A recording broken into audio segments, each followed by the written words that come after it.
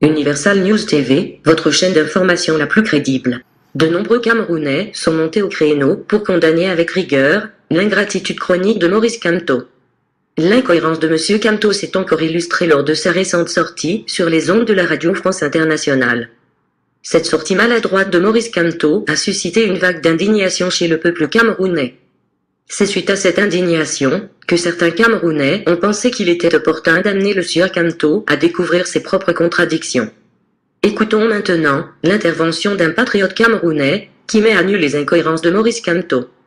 Écoutons. Chers compatriotes, bonsoir. Je vais répondre à M. Kamto, Maurice Kamto, suite à ces dernières déclarations. M. Kamto, les enfants du Nozo ne sont pas allés à l'école depuis 3 ans, comme vous dites si bien. Mais le responsable était à côté de vous dans la cour de Nkonengue. Sissoukou Ayoub Tabé et son équipe. C'est eux qui bastonnaient les enfants et les enseignants pour les empêcher d'aller à l'école. Monsieur Maurice Kamto, vous dites que vous ne pouvez pas remercier le président de la République parce qu'il vous a privé de votre liberté pendant 9 mois. Mais vous avez oublié de dire aux Camerounais, primo, que les marches que vous avez organisées étaient illégales. Illégales pourquoi? Parce que le Cameroun a des institutions. Le Cameroun a une constitution et le Conseil constitutionnel a tranché. L'élection présidentielle était terminée. Donc, quand vous marchez avec pour objet le hold-up électoral, les marches interdites par les autorités administratives, vous enfreignez les lois de la République, M. Maurice Kamto. Vous, le spécialiste en droit, qui est incapable de respecter la loi. Alors, vous savez très bien ce que vous étiez en train de faire. Parce que pour vous, vous avez cru piéger le chef de l'État. Et en fait, vous vous êtes piégé vous-même. Vous étiez persuadé, parce que vous êtes un homme de droit, qu'en allant marcher, vous serez arrêté. Et vous vous êtes dit, si on m'arrête, les Américains vont venir bombarder le Cameroun pour exiger ma libération. Eh bien, vous avez vu que 9 mois après, personne n'est venu exiger votre libération et le Cameroun n'a pas été bombardé. Mais malgré ça, dans le souci d'apaisement et de la recherche de la paix, le président vous a libéré. Donc, vous et M. Zonga et les autres, vous avez retrouvé la liberté. La moindre des choses, c'était de remercier le président de la République et d'accepter sa main tendue pour enfin conduire notre nation à la paix. Mais non, M. Kamto, et vous avez oublié de dire que vous avez dit que vous seriez la dernière personne à quitter la prison de Nkonengue. Parce que tant que vos militants et vos alliés et vos amis politiques ne sont pas libérés, vous ne sortirez pas, vous sortirez le dernier. Je suis surpris de voir que vous êtes empressé de sortir de la prison de Nkonengue en laissant votre vice-président Mamadou Mota derrière les barreaux, alors que ce dernier a été interpellé sur la base de vos mauvais conseils, et y compris d'autres militants qui sont restés. Normalement, vous aurez toujours dû être en Nkonengue à ce jour, parce que vous avez dit que vous sortirez le dernier. Alors vous êtes sortis. Au lieu de réserver vos premières déclarations à la presse camerounaise, pour qui vous avez tant de respect, vous êtes allé chercher la radio RFI. Donc, vous ne parlez pas au peuple camerounais, mais vous parlez à vos amis, parce que votre mission est de détruire le Cameroun pour accéder à la magistrature suprême. Et pire encore, dans votre hypocrisie et de votre malhonnêteté intellectuelle, on va parler de la décentralisation. Vous dites qu'en 2017, vous avez proposé la décentralisation et une autonomie particulière pour les régions du Nozo. Et vous dites non, votre proposition ne tient plus parce que l'eau a coulé sous les ponts. Monsieur Kamto, l'eau a coulé sous les ponts, pourquoi? Qui est à l'origine de la crise post-électorale? Vous. Vous avez voulu tromper le peuple en vous autoproclamant président de la République. Vous avez cru ce jour que le peuple allait sortir dans la rue. Mais malheureusement pour vous, vos déclarations et la réaction du peuple n'ont été conformes qu'à vos résultats, parce que votre coalition n'a fait que 14%. Donc vous-même, M. Kamto, je ne pense pas que vous avez dépassé la barre de 10%. Alors ce sont les centaines de vos partisans qui ont toujours été autour de vous, qui ont fait du bruit. Ce n'est pas les 25 millions de Camerounais, ou alors on va même dire les 6 millions que représentait le corps électoral. Et si on prend sur les 6 millions, la moitié, on va dire 3 millions, même 3 millions de Camerounais ne sont pas descendus dans la rue. Donc, M. Kamto, arrêtez un peu votre hypocrisie. Vos enfants perdus, qui salissent l'honneur de notre pays et de la nation, et du drapeau, qui sont à l'origine de sacs des ambassades, n'ont cessé de marcher à votre nom, en revendiquant vos liens. Et je ne suis pas dans la confidence des services de sécurité, mais je pense qu'il y a des éléments concordants qui ont justifié votre incarcération. Et c'est pour ça, la honte que vous avez faite aux avocats camerounais en faisant appel à Maître Moretti pour venir vous secourir n'a pas fonctionné.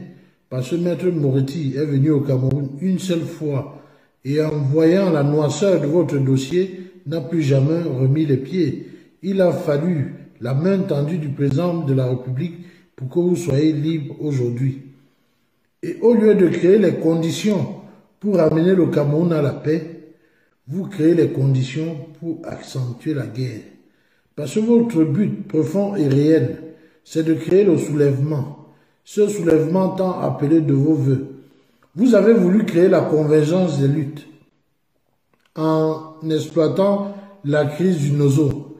Comme la branche politique des sécessionnistes de l'Ambazonie a été décapitée par les services de sécurité camerounais avec la capture de Sissoko Ayuk-Tabe et son équipe, vous avez voulu endosser le rôle politique des sécessionnistes qui ne vous ont pas suivi. Parce que, M. Kamto, vous avez oublié qu'au fond de votre salon, vous faisiez un discours sur Facebook en français et un autre discours en anglais pour tendre la main aux sécessionnistes. Vous avez même, je vais dire, permis l'enlisement de ce conflit en prenant position. Je suis étonné que vous dites aujourd'hui sur RFI ou sur un autre média que la hiérarchie de vos revendications commençait par la fin de la crise au Nozo. Monsieur Kamto, ne prenez pas l'image du jour de votre arrestation où vous aviez du mal à vous exprimer vous-même sur vos revendications et dire que c'était les vôtres. Vous avez mis le désordre au Cameroun à la suite des résultats des élections. Ce qui se passait en Ambazonie ne vous intéressait pas. Et comme vous avez vu que la mayonnaise ne prend pas, vous avez voulu étendre vos tentacules pour déstabiliser le pays. Et vous l'avez continué en prison. Les propos de Zongan sont clairs. Vous avez tissé des rapports, et je crois même qui aussi l'a souligné, vous avez tissé des rapports et certainement un programme politique commun avec la bande à Sissoko pour détruire le Cameroun et le diviser. Voilà pourquoi vous ne cessez sans cesse de demander la libération de Sissoko Ayuk-Tabe qui a été condamné à la prison à vie. Monsieur Kamto, parfois il faut faire preuve d'un peu de sérieux pour un homme de votre carrure. Mais ce qui vous tue, Monsieur Kamto, vous croyez que vous êtes plus intelligent que la moyenne. Mais je croyais que en prison, vous aurez eu la peine, avec les avocats camerounais, d'organiser votre propre défense. Parce que vous êtes le Superman du droit. Je ne savais pas que vous allez vous rabaisser autant à aller chercher M. Moretti, qui peine à avoir des résultats en France. Aujourd'hui, on le voit à travers tous ces dossiers. M. Kamto, vous n'aimez pas le Cameroun. Vous n'aimez pas la République du Cameroun. Vous n'aimez pas le peuple camerounais. Et je veux dire, vous n'aimez même pas le peuple de l'Ouest. Parce que malgré l'appel au calme, avec la grande marche de Bafoussam, la montée des chefs traditionnels de l'Ouest, je croyais que ça allait vous guider à la raison. Mais ça ne vous a pas guidé à la raison.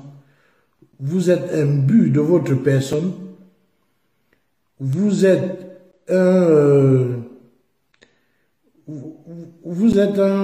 imbu de votre personne et vous croyez tout savoir.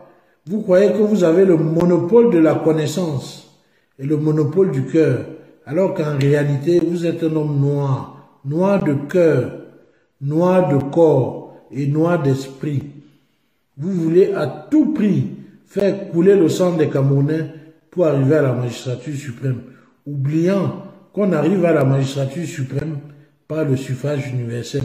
Vous vous attaquez au code électoral, mais ce code électoral ne vous a pas gêné par le passé. Et d'après ce que j'ai pu comprendre, vous en êtes l'instigateur. Vous êtes le rédacteur de ce code électoral. Vous êtes le concepteur de ce code électoral. Pourquoi il vous dérange aujourd'hui alors qu'il ne vous dérangeait pas hier? Et je veux dire à vos amis Zonga, qui étaient membres du comité central du RDPC, pourquoi le RDPC et le président Paul Biya n'étaient pas mauvais hier? Ils sont devenus subitement mauvais parce qu'on vous a mis à la porte. Est-ce que vous êtes capable, M. Kamto, de justifier vos revenus durant ces 20 dernières années? Est-ce que vous êtes capable de justifier, vous et vos amis, votre train de vie en fonction de vos revenus durant ces 20 dernières années? Chiche, je vous demande de les publier et que le peuple camerounais soit témoin que vous avez été un honnête citoyen durant cette période.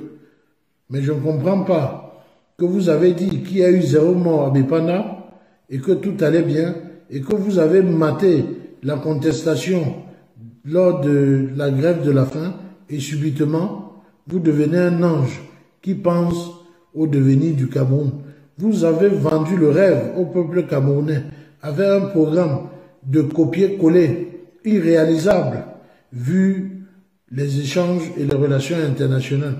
Vous savez bien que l'Afrique souffre de par ses richesses et que votre programme, vous ne pouvez pas le mettre en place. Oui, la corruption peut aider au mieux vivre des Africains ou des Camerounais, mais vous savez très bien que pour nos adversaires, des Africains qui vivent en paix et libres et qui vivent bien sont un danger pour leur pays parce qu'ils vont de plus en plus s'intéresser à la politique et on aura de plus en plus la politique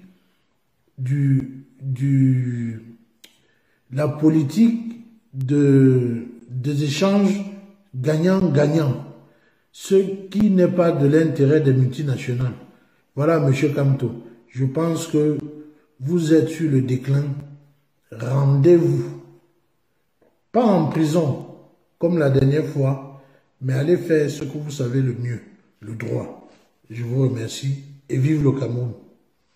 Vous êtes sur Universal News TV, votre chaîne d'information la plus crédible. C'est un rush qui nous conduit au Mincom, arrivé 17h. L'antichambre bouillonne, où les journalistes peaufinent les questions. Derrière cette porte capitonnée, le ministre aussi est affairé à travailler son sujet. L'instant est grave, magique même. C'est la première sortie du porte-parole du gouvernement depuis le grand dialogue national.